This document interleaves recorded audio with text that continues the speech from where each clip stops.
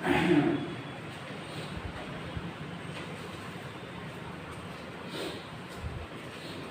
विद्यार्थी मित्रांनो, पुन्हा एकदा तुमचं स्वागत आहे विज्ञानच्या एका नवीन व्हिडिओमध्ये. तर आजच्या व्हिडिओमध्ये आपण हा जो भाग होता आपला कोणता सेल्युलर रेस्पिरेशनचा, त्याच्यामध्ये सेल्युलर रेस्पिरेशन मध्ये आपण की बाबा एरोबिक रेस्पिरेशन कसं असतं, प्रेझेन्स ऑफ ऑक्सिजन मध्ये कसं रेस्पिरेशन होतं, हा भाग थोडा डिस्कस केला होता. त्याचबरोबर अतिशय महत्त्वाचे 3 मुद्दे मी तुम्हाला सांगितले. ते 3 मुद्दे काय होते बाळांनो? ग्लायकोलायसिस, दुसरा ट्राय कार्बोक्सिलिक ऍसिड सायकल म्हणजे TCAC, try carboxylic acid cycle, आणि तिसरं काय होतं?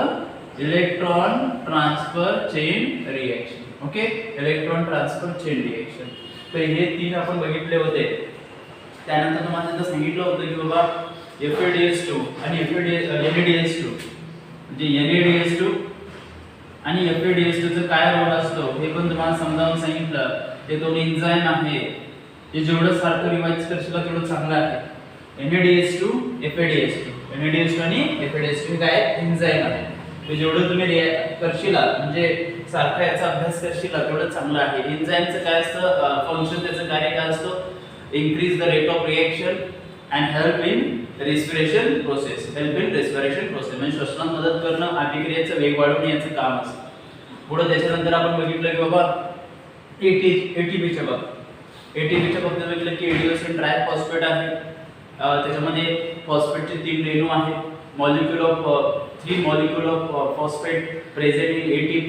ओके, ATP मध्ये कसल्या प्रकारे काय काय आहे? रायबोज शुगर आहे, ॲडेनिन नावाचा घटक आहे.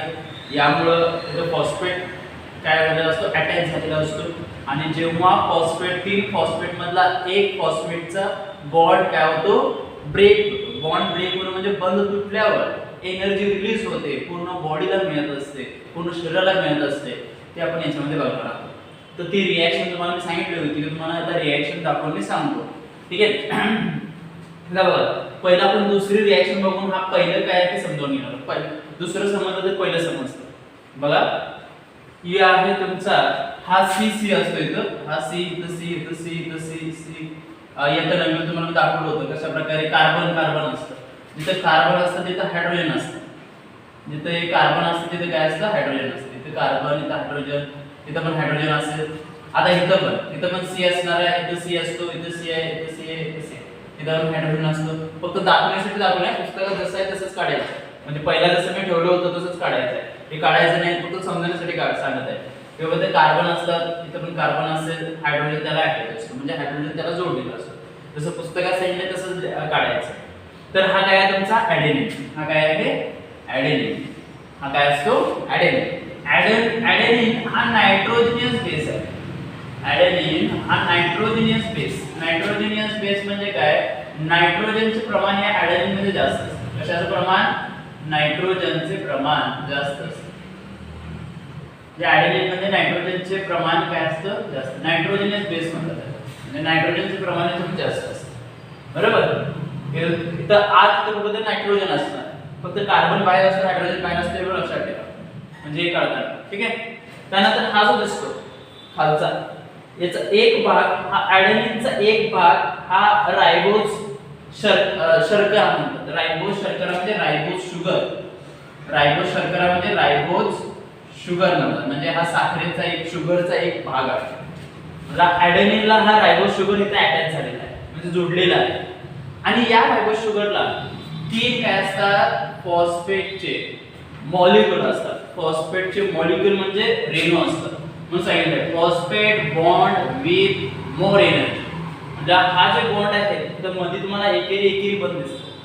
एकेरी बंद म्हणजे काय? सॅच्युरेटेड बॉन्ड आहे. सॅच्युरेटेड बॉन्ड म्हणजे जिथे एकेरी बंद असतो त्याला काय म्हणतात? Saturated bond. सॅच्युरेटेड बॉन्ड म्हणजे एकच बंद असेल तर saturated bond.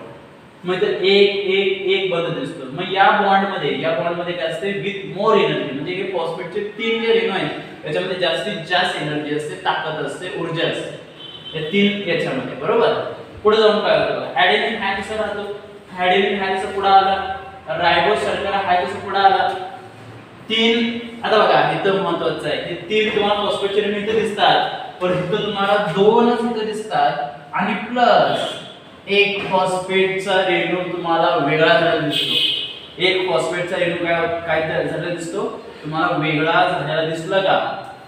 P single bond P plus P केलेला आहे. तेव्हापासून काय होतं? पी सिंगल बॉन्ड पी होतं. 3 होते, पण मात्र इथं कसं आहे 2 नंतर प्लस आलेला आहे, नंतर पी आलेला आहे. म्हटल्यावर इथला जो बॉन्ड आहे तो मधला, हा जो बॉन्ड आहे मधला, तो काय झालेला आहे? ब्रेक झालेला आहे. ब्रेकिंग बॉन्ड झालेला आहे. म्हणजे त्याचं बंध तुटलं. आणि जेव्हा बंध तुटतं म्हणजे एक फॉस्फेट रेणू जेव्हा बाहेर पडतं त्या 3 मधनं, त्या 3 फॉस्फेट मध्ये एक फॉस्फेट जर वेगळा झाला तर तिथं एनर्जी रिलीज होते. काय रिलीज होते? एनर्जी रिलीज, म्हणजे ऊर्जा बाहेर टाकली जाते. ऊर्जा काय टाकली जाते? बाहेर टाकली जाते. ती शरीराला मिळते. कोणाला मिळते? शरीराला. त्याला काय म्हणतात? Inorganic phosphate. म्हटल्यावर एक काय झाला? जेव्हा एखादा फॉस्फेट बॉन्ड ब्रेक होऊन वेगळा होतो तेव्हा तो इनऑर्गॅनिक फॉस्फेट होतो. इनऑर्गॅनिक म्हणजे असेंद्रिय फॉस्फेट. असेंद्रिय फॉस्फेटचे रेणू. असेंद्रिय फॉस्फेट म्हणजे एक जो बंद होता, एक जो बॉन्ड होता तो ब्रेक झाला आणि एनर्जी तिथनं बाहेर पडली. म्हटल्यावर कधी एनर्जी बाहेर पडली? जेव्हा फॉस्फेटचे 3 रेणू होते, अभिक्रिया झाल्यावर, रिएक्शन झाल्यावर एकातला त्याच्यातला फॉस्फेट जो होता त्याचा बॉन्ड ब्रेक झाला आणि तिथनं एनर्जी बाहेर पडली आणि एनर्जी रिलीज झाली आणि तिथं काय तयार झालेलं आहे? जास्त एनर्जी बाहेर पडली आणि ती शरीराला मिळालेली आहे. कारण तुम्हाला ॲडेनिन काय आहे? नायट्रोजन बेस, म्हणजे नायट्रोजनचं प्रमाण याच्यावर जास्त असतं. हा ॲडेनिन एवढा भाग जो दिसतो तो मी सांगितलं होतं तुम्हाला, ॲडेनिन सांगतो. ते 2 ॲडेनिन आहे.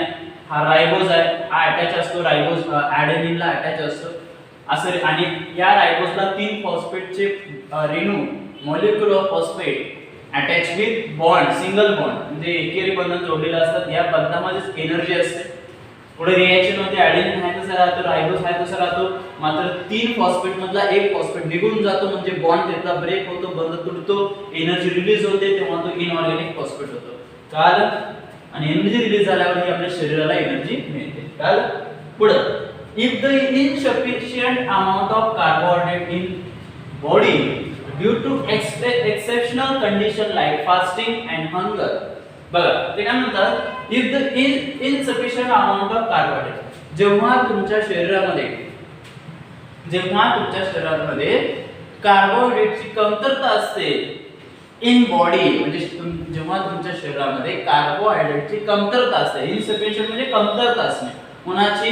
कार्बोहायड्रेटचे. जेव्हा तुमच्या शरीरामध्ये कार्बोहायड्रेटचे प्रमाणाची कमतरता असेल तेव्हा, म्हणजे ती कमतरता कशामुळे होईल? एक्सेप्शनल कंडिशन, म्हणजे एक ठराविक अशा कंडिशन मध्ये. पण ठराविक कंडिशन कधी कमी होतं तुमच्या शरीरामध्ये कार्बोहायड्रेट इनसफिशियंट? कधी होतं? फास्टिंग म्हणजे उपवास केल्यावर. त्यानंतर हंगर म्हणजे भूक लागल्यावर. ठीक आहे. म्हटल्यावर तुमच्या शरीरामध्ये जी कार्बोहायड्रेटचं अमाउंट आहे, म्हणजे प्रमाण आहे कार्बोहायड्रेटचे, ते इनसफिशियंट म्हणजे कमी कधी होतं? जेव्हा 2 कंडिशनमुळे कार्बोहायड्रेटचे प्रमाण कमी होतं. म्हणजे कर्बोदकाचे, एक फास्टिंग केल्यावर, उपवास केल्यावर आणि एक हंगर केल्यावर. मग तुम्हाला हंगर आणि फास्टिंग केल्यावर हे जेव्हा कंडिशन तयार होतात तेव्हा तुम्हाला ऊर्जा जी असते ती कमी झालेली असते. म्हणजे कमी कासाठी? कारण कार्बोहायड्रेट इनसफिशियंट आहे. कार्बोहायड्रेट काय? इनसफिशियंट, म्हणजे कार्बोहायड्रेटचं प्रमाण तिथं कमी आहे. कार्बोहायड्रेटचं प्रमाणच काय आहे तिथं? कमी असल्याने, म्हणजे इनसफिशियंट असल्याने तुम्हाला 2 अशी कंडिशन दिसतात. फास्टिंग आणि हंगर मध्ये तुम्हाला एनर्जी स्वतः शरीराची, बॉडीची कमी झालेली दिसते. ठीक आहे. काय पुढे? The lipids and protein are used for energy production. आणि जेव्हा कार्बोहायड्रेट इनसफिशियंट होतं, if the amount of carbohydrate insufficient body, when lipids and protein are used for energy production. म्हणजे जेव्हा कर्बोदकाचं प्रमाण कमी होतं शरीरामध्ये तेव्हा 2 गोष्टी, म्हणजे lipids and protein are used for energy production. म्हणजे शरीर बघा, तुमची बॉडी, ह्यूमन बॉडी कशी काम करते बघा, की जेव्हा कार्बोहायड्रेटचं प्रमाण कमी होतं, अमाउंट कमी होतं कर्बोदकाचं, तेव्हा आपलं शरीर काय करतं? लिपिड्स अँड प्रोटीन याचं यूज करते कशाला? एनर्जी प्रोडक्शनचं. लिपिड्स म्हणजे काय? स्निग्ध पदार्थ.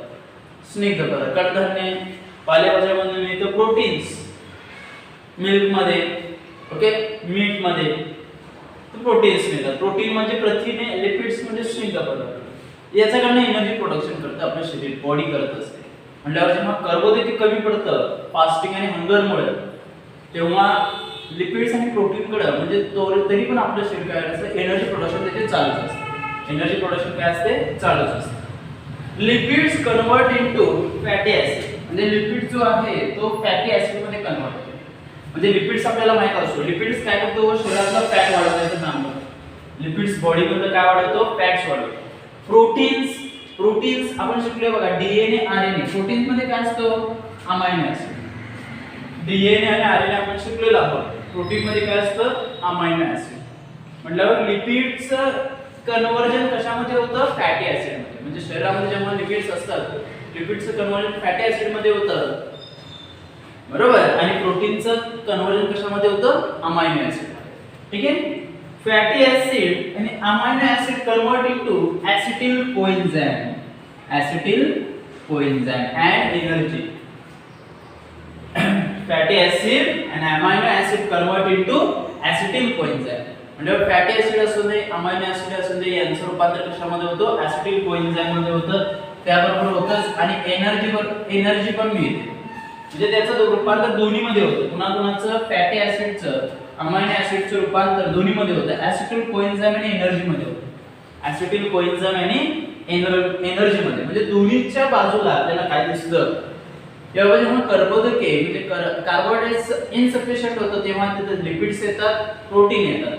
मग लिपिडचं कन्वर्जन कशामध्ये होतं, फॅटी ऍसिड मध्ये. प्रोटीनचं कन्वर्जन अमायनो ऍसिड मध्ये होतं.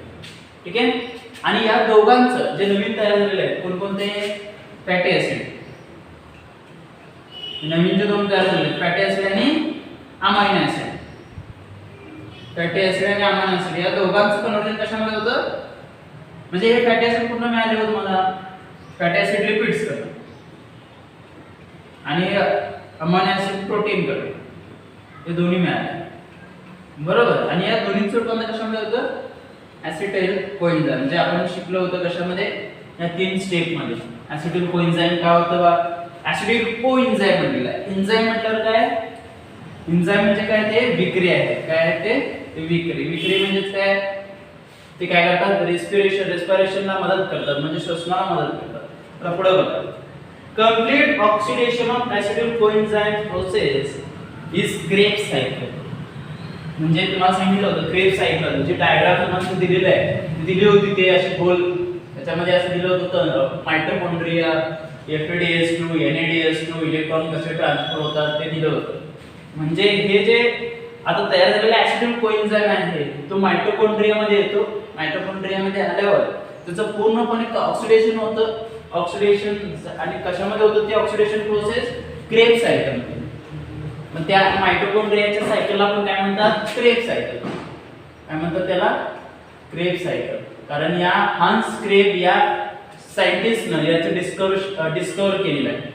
हान्स क्रेब या काय केलंय, सायंटिस्टनं काय केलेलं आहे, याचं डिस्कवर केलेलं असल्यामुळे त्याला क्रेब सायकल असं नाव दिलेलं आहे. क्रेब सायकल म्हणजे ही क्रेब सायकल कुठं होत आहे, this occur only mitochondria only, म्हणजे तंतुकणिकेमध्ये. म्हणजे आपल्याला माहिती आहे मायटोकॉन्ड्रिया कुठं असतो, present in cell in body, present in cell in body. Okay, तर हे लक्षात ठेवा. तर हे आजचा याच्यामध्ये सोपं होतं, काय अवघड नाहीये. थोडक्यात तुम्हाला रिएक्शन महत्त्वाची होती. हा, हे राहिलं बघा, एटीपी. आता तुम्हाला मी सांगितलं की बाबा दुसरा सांगितल्यावर तुम्हाला मी पहिला सांगणार आहे. मग आता काय झालं, इथं पहिला 3 ते फॉस्फेट होते, पण इथं किती राहिले, फक्त 2च राहिलेत, कारण एकटा रिलीज झाला, निघून गेलेला आहे. म्हटल्यावर पहिला 3 होते, म्हटल्यावर काय होता, ॲडेनिन ट्रायफॉस्फेट. ट्राय म्हणजे किती, 3 होते. ॲडेनिन ट्रायफॉस्फेट. तुम्हाला इथं एक असं बॅटरीचं चिन्ह दाखवले आणि ते बॅटरी फुल चार्ज झालेली असते, दिसतं का चित्रामध्ये, पुस्तकात फुल झालेली बॅटरी दाखवलेली आहे. म्हटल्यावर काय, एटीपी जोपर्यंत असतो तोपर्यंत मोर एनर्जी त्याच्यामध्ये असते. एटीपी मध्ये मोर एनर्जी असते. पण जेव्हा काय होतं, एक फॉस्फेट रिलीज होतो तेव्हा मात्र त्याची बॅटरी तुम्हाला उतरलेली दाखवली. म्हटल्यावर ह्या एटीपी म्हणजे ॲडेनोसिन ट्रायफॉस्फेट म्हणजे 3 फॉस्फेटचे मॉलिक्यूल तिथे मात्र किती होतात, डाय म्हटल्यावर 2. डाय म्हटल्यावर 2. कधी झाले 2, जेव्हा त्याचा बॉन्ड ब्रेक झाला आणि ते बाहेर पडला, फॉस्फेट बाहेर पडला म्हटल्यावर एटीपी होता सुरुवातीला, हे रिएक्शनच्या पहिला एटीपी होता, पण त्यानंतर काय झाला एडीपी झाला. एडीपी म्हणजे डायफॉस्फेट. डायफॉस्फेट म्हणजे फक्त दोनच आहे. डायफॉस्फेट म्हणजे किती? दोनच, बरोबर. म्हणजे 3 चं रूपांतर कशामध्ये झाले नंतर 2, म्हणून काय लॉंग फॉर्म काय याचा? एडिओसिन ट्रायफॉस्फेट, एडिओसिन डायफॉस्फेट. डाय म्हणजे 2, एडिओसिन डाय म्हणजे किती? 2 फॉस्फेट. कळालं कसं आलं ते? तर हे लक्षात ठेवा, हे लक्षात ठेवा, ठीक आहे. काय चौकट नाही. एटीपीचं एडीपी झाला आता सांगितलं. हा काय तुमचा ॲडेनिन आहे, नायट्रोजनस बेस आहे, नायट्रोजन जास्त असतं. हा तुमचा रायबोज आहे, 3 फॉस्फेट अटॅच असतात. रिएक्शन झाल्यावर एक फॉस्फेट निघून जातो, रिलीज होतो, बॉन्ड ब्रेक होतो, एनर्जी प्रोडक्शन होते. जेव्हा इनसफिशियंट अमाउंट ऑफ कार्बोहायड्रेट्स असतात तेव्हा आपलं शरीर म्हणजे कधी होतो तो कंडिशन काय? फास्टिंग आणि हंगर. फास्टिंग म्हणजे उपवास असेल किंवा भूक लागली असेल तर लिपिड्स आणि प्रोटीन एनर्जी प्रोडक्शन करतात. लिपिड्स पासून आपल्याला फॅटी ऍसिड मिळतं, प्रोटीन पासून अमायनो ऍसिड, आणि या फॅटी ऍसिड आणि अमायनो ऍसिड पासून आपल्याला ऍसिटिल कोएन्झाइम आणि एनर्जी मिळते. ऍसिटिल कोएन्झाइम आणि एनर्जी मिळते. ही आणि या ऍसिटिल कोएन्झाइमचे कंप्लीट ऑक्सिडेशन होत असतं, त्याला क्रेब सायकल म्हणतात. आणि ही सायकल जी आहे क्रेब सायकल फक्त कशामध्ये होत आहे? मायटोकॉन्ड्रियामध्ये होत आहे, म्हणजे तंतू कणिकेमध्ये होत आहे. कळालं? अवघड शब्द कोणता नाही. एटीपी सांगितलं, एडिओसिन डायफॉस्फेट, ट्रायफॉस्फेट, एडिओसिन डायफॉस्फेट. डाय म्हणजे 2, ठीक आहे. हे रायबोज हा असाच असणार आहे, कारण केमिस्ट्रीमध्ये सायन्समध्ये तसं ॲडेनिन हा असाच असणार आहे. इनसफिशियंट म्हणजे कमतरता असते, कार्बोहायड्रेट म्हणजे कर्बोदके, फास्टिंग म्हणजे उपवास, हंगर म्हणजे भूक, ओके. लिपिड्स स्निग्ध पदार्थ, प्रोटीन प्रथिने, फॅटी ऍसिड्स वापरतात, अमायनो ऍसिड्स वापरतात, ठीक आहे. ऑक्सिडेशन तुम्हाला माहित आहे, मायटोकॉन्ड्रिया सांगितलं, तंतुकणिका जिथे एनर्जी सेलमध्ये असते. एन्झाइम सांगितलं, विक्री, एफएडीएस टू एनएडीएस लॉंग फॉर्म सांगितलं, निकोटिनामाइड, ॲडेनिन डायन्यूक्लियोटाइड, फ्लेविन ॲडेनिन डायन्यूक्लियोटाइड, एटीसीआर, टीसीएसी आणि glycol acid. This is the 3 step of hot oxidation cellular respiration, okay. तर हा व्हिडिओ बघा, काय शंका असेल तर नक्कीच विचारा. थँक्यू.